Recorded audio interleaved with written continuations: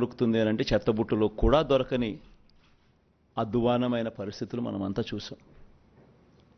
కానీ మొట్టమొదటిసారిగా ఒక మేనిఫెస్టోను ఒక బైబిల్గా, ఇది 2019 మన మేనిఫెస్టో,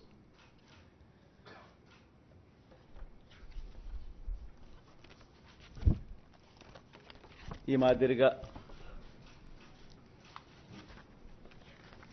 ఇచ్చిన ఈ మేనిఫెస్టోను ఒక బైబిల్గా, ఒక ఖురాన్గా, ఒక భగవద్గీతగా దీన్ని భావిస్తూ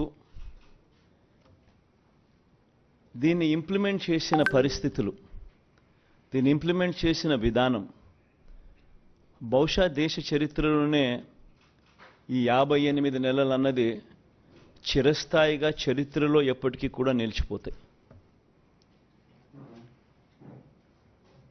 2019లో ఇచ్చిన ఈ వాగ్దానాలన్నీ కూడా ఎంతో నిష్ఠగా మనం అమలు చేశాం. ఏ స్థాయిలో ఇది అమలు చేశాము అని అంటే, ఈ మేనిఫెస్టో అన్నది ప్రతి ప్రభుత్వ కార్యాలయంలో ఉన్న ప్రతి ఇంపార్టెంట్ అధికారి దగ్గర ఈ మేనిఫెస్టో ఉంది. ఏ స్థాయిలో ఇది అమలు చేశాము అని అంటే, ఈ మేనిఫెస్టో అన్నది రాష్ట్రంలో ఉన్న ప్రతి ఇంట్లో కూడా ఉంది. అంటే అన్నిసార్లు ఈ మేనిఫెస్టో వాళ్ళ ఇళ్ళకు పంపించాం.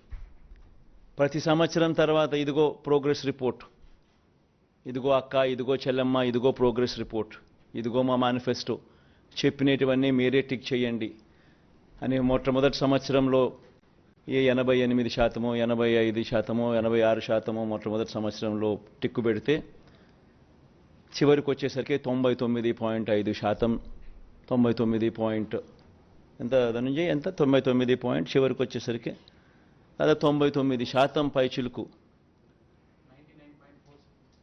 99% పైచిలుకు మేనిఫెస్టోను మనం ఇంప్లిమెంట్ చేసి ప్రజల చేతుల్లో ఇచ్చిన పరిస్థితి. ఇలా ఈ మేనిఫెస్టోను ప్రతి ఇంట్లో కూడా చేర్చిన పరిస్థితులు ఎప్పుడైనా ఉన్నాయా, ఏదైనా ప్రభుత్వం చేసింది అని అంటే అది కూడా ఈ 58 నెలల కాలంలోనే జరిగిందని కూడా చెప్పడానికి గర్వపడతా ఉన్నా. నవరత్నాల పాలనకు నిజంగా అర్థం చెబుతూ ఏకంగా ఈ 58 నెలల కాలంలోనే, ఈ 58 నెలల కాలంలోనే ఏకంగా 2,70,000 కోట్ల రూపాయలు, మళ్ళా రిపీట్ చేస్తా ఉన్నా, ఏకంగా 2,70,000 కోట్ల రూపాయలు డిబిటీగా, అంటే నేరుగా